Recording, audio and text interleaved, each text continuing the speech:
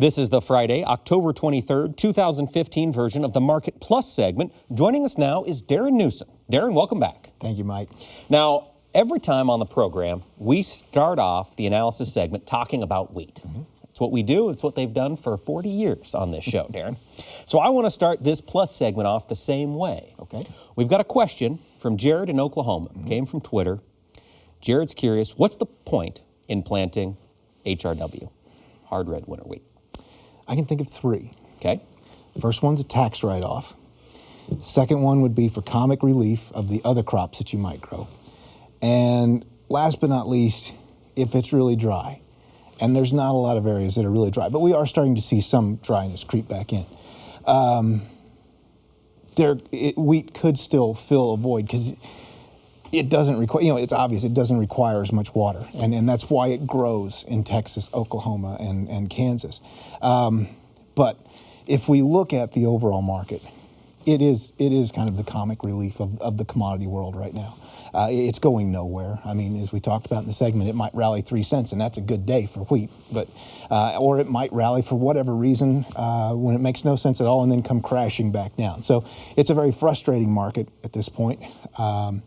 I don't think we're going to see expansion of acres in wheat anytime soon. There's still too much interest in the other crops. Now, we've talked a lot about this being an El Nino year. We started to hear some rumblings about trouble in the Ukraine. There's always the perennial El Nino worries about India and Australia.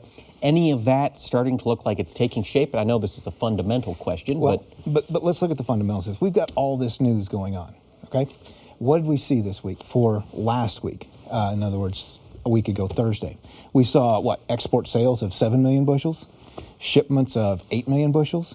Nobody's interested, nobody cares that we have these problems globally. There's still enough wheat worldwide, and it's been that way for years. The one time we saw it change was back when everything was flying apart in 2008. We had all of the money coming into the markets at that point, plus we had the drought over in the Black Sea region, and the market went haywire. Since then, we haven't been able to return to that, and we've just been down the doldrums. And I don't see it changing.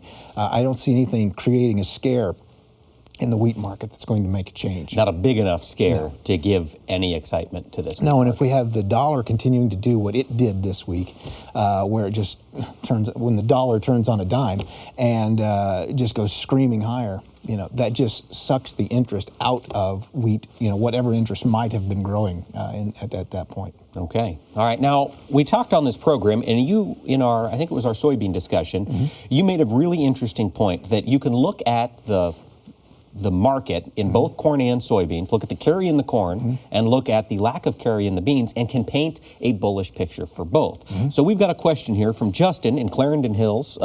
He's wondering, still bullish, corn and beans? You seem to be. Yes. How do you handle that news that one market, no carry, sell it, the other market, with carry, store it, sell it? What do you do?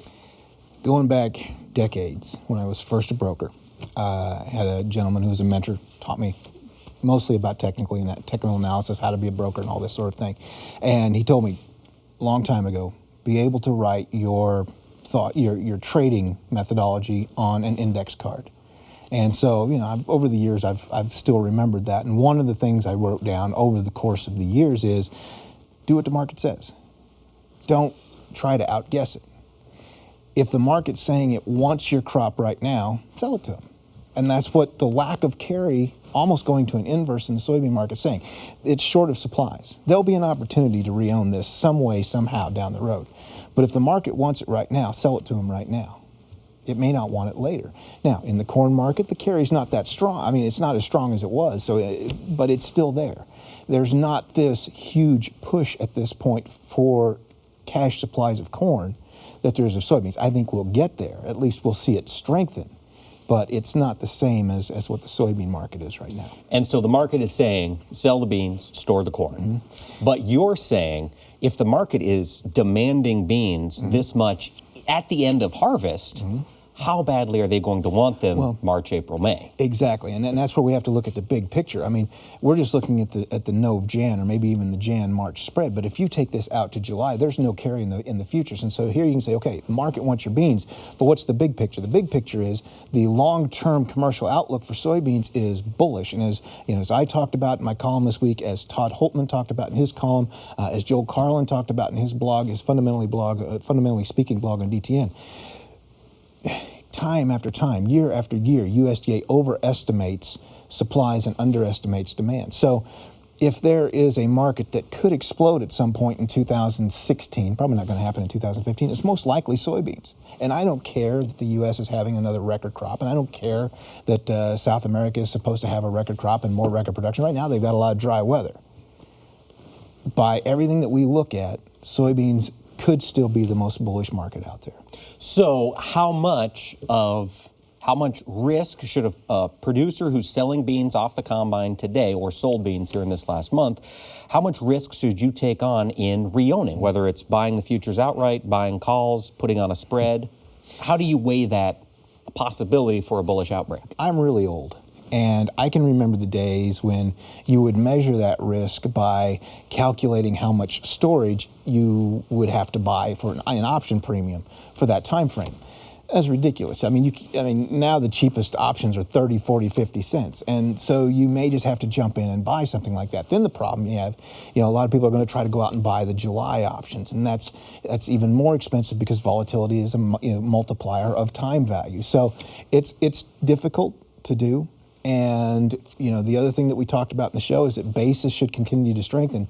If you sell your beans in a market that's going to see a need for them later on, both futures and basis are going to go up. So if you re-own with calls, all you're going to get then is the future side of it, and you're going to lose out on basis appreciation. It's a tough call to make. Okay.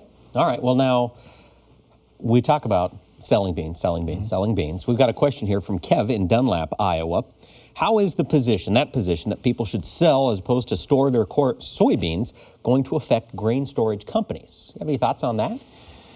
Oh, I haven't really given that one much thought. That's a great question, though, because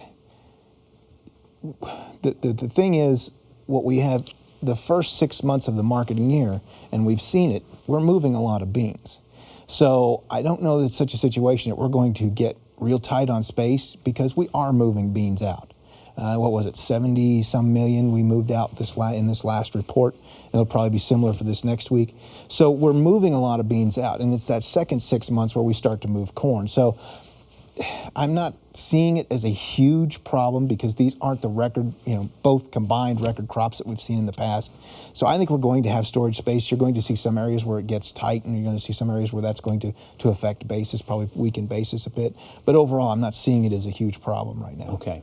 What song, this is a question we've got here from Glenn in Bryan, Ohio. Sorry, Glenn.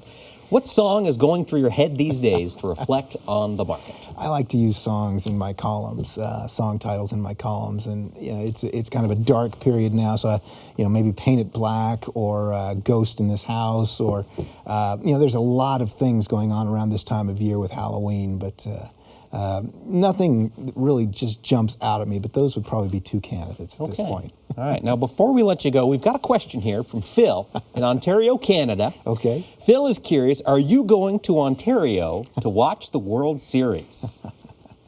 Okay, on the assumption that he's making that Toronto beats the Royals in the American League Championship Series to get to the World Series, no, I'm not going to go to Ontario to watch the World Series, and hopefully I might be able to go to Kansas City to watch the World Series. He could be coming to Kansas City. I will offer that out to Phil. Wonderful. As a Twins fan, I didn't even know there was a postseason going on. Well, Darrin, thanks for taking the time to join us this week. Really appreciate it. Always enjoy it, Mike. Thanks to all of you for sending in your questions via Facebook and Twitter. Please continue to do so, and we will get expert analysis right to you. Thanks for watching, and have a great week.